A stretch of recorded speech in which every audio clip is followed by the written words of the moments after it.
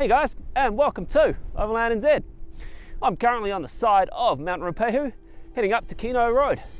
I'm at the end of the two-wheel drive section now, though you ain't gonna get a car through the puddles down there today. They're pretty deep.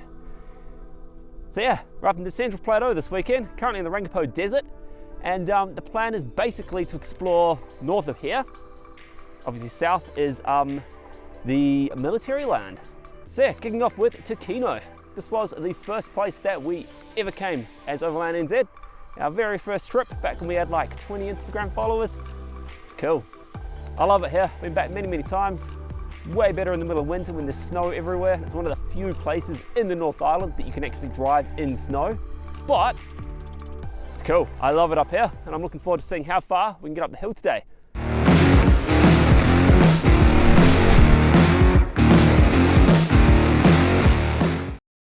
Thanks to our patrons for help making this possible. Learn more in the description below.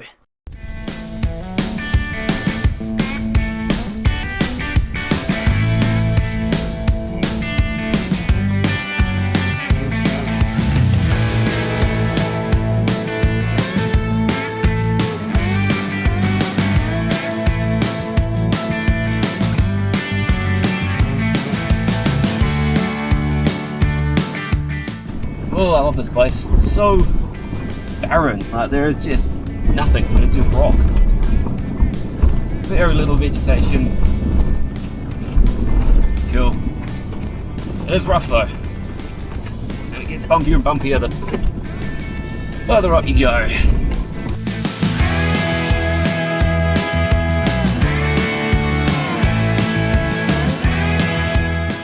The wind is crazy. Like, what a difference from just being on the other side of the hill there. Well, I was going to get a shot, but I can't get out of the car.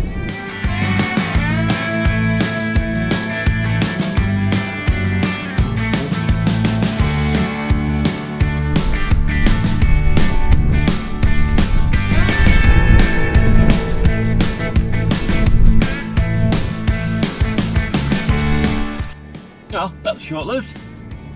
Gate's shut. I didn't think to go and get a key. Never mind. Seems it's gonna get windier and windier the further up we go.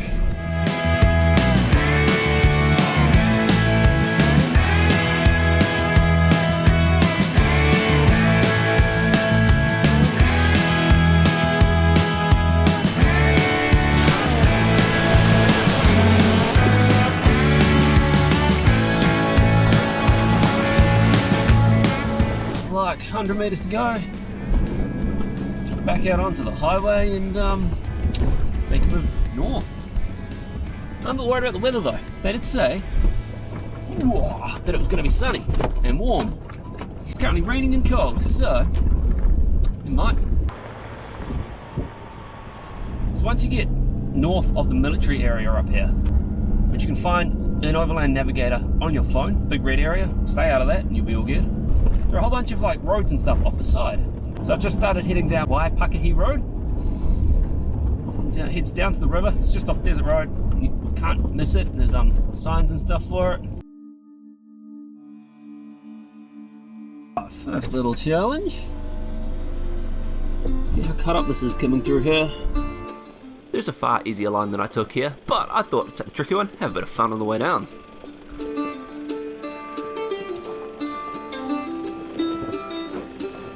Getting a bit flexy.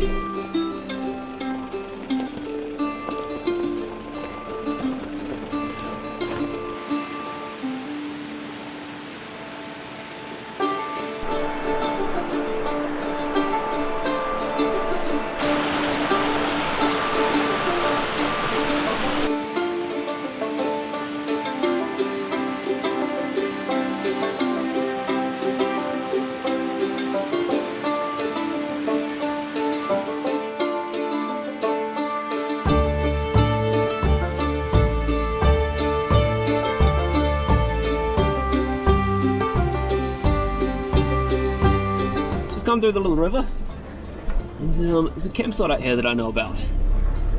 I don't know if I can get there or not. I thought I'd go a bit of a nosy. tight little track through the trees here. It's pretty cool.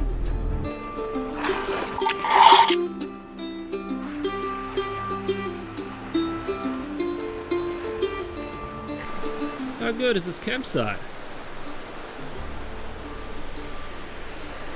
The river, just out there. Cool as waterfall.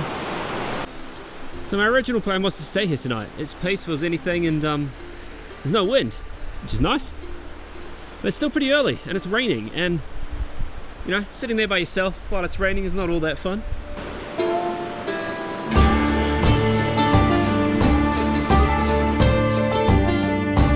On my way back out, I headed down the side road here just to see where I went. Didn't really go anywhere, so I made a move off to camp for the night.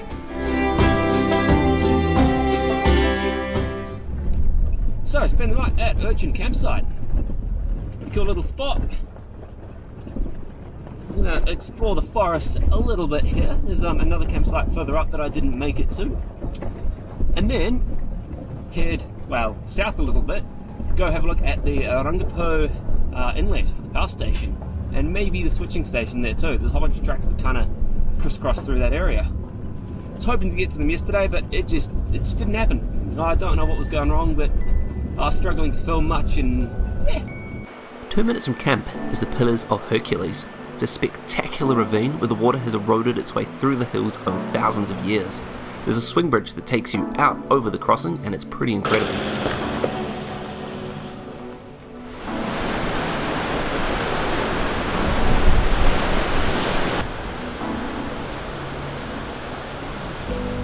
So, dropping down to the Ruapehu intake. I think it's the opposite to where we were before. So we're at the outflow into the river. This is the intake, and it's got a cool water funnel. I don't know what it's called.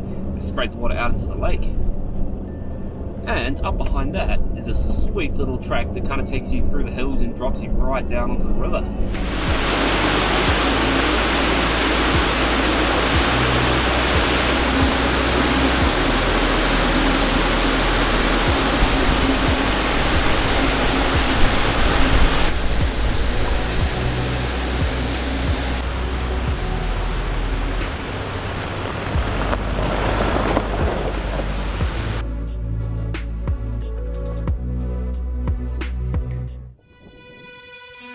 Off the side of the Ruapehu intake road is a whole bunch of these service tracks.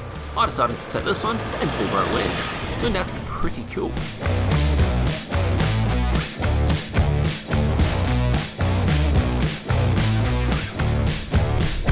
It's always incredible to see just how much carnage the water can cause to roads like this.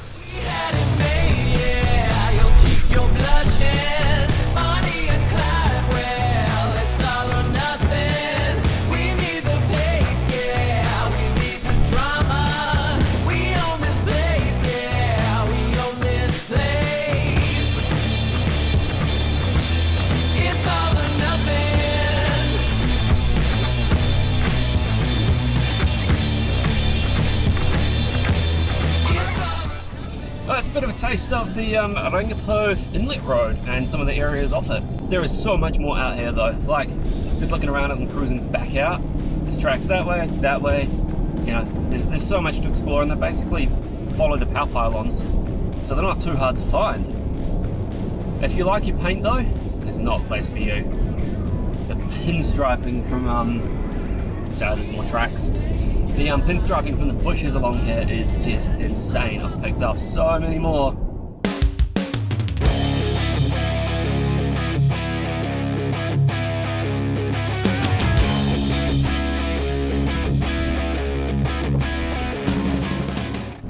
Just out of Taupo, on the naked Taupo Road, and I've just turned off onto the track that takes me out to State Forest 70. I don't know a huge amount about this area, but I was chatting to the guys at Mt Overland not too long ago, and they reckon that it's alright for a single vehicle, so I'll give it a nosy. I got a bit of a track planned out, but maybe one of these ones where I'm going to have to turn back. We will see.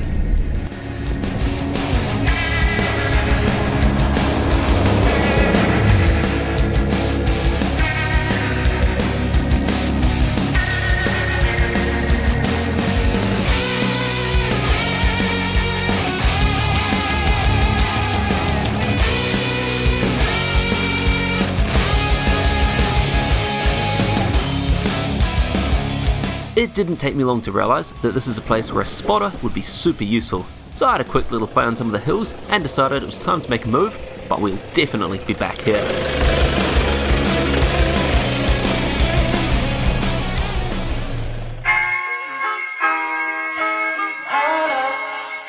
So I turned off the highway 2 minutes ago on Tukino Road, heading in towards the Pureora Forest Park. And in here is the geographical centre of the North Island. That's a cool little monument, I guess that's what you'd call it, in the middle of the forest, and it's quite a nice drive to get there.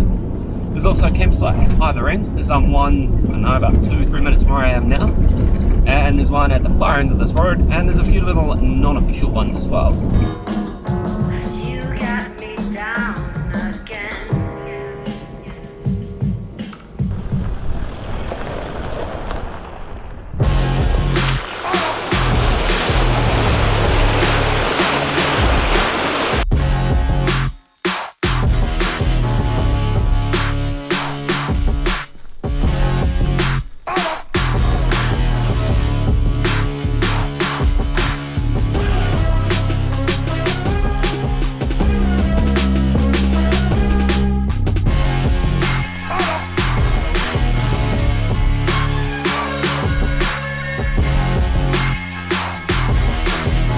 Alright, so made it. Very centre, the North Island. It's pretty cool. Cool forest, and yeah, story there about how they figured out where this was. It's kind of crazy, but it's a very, very cool place, and it doesn't take 15 minutes. I don't know what the sign's talking about. It's maybe 5. It's a very cool spot. Well worth checking out.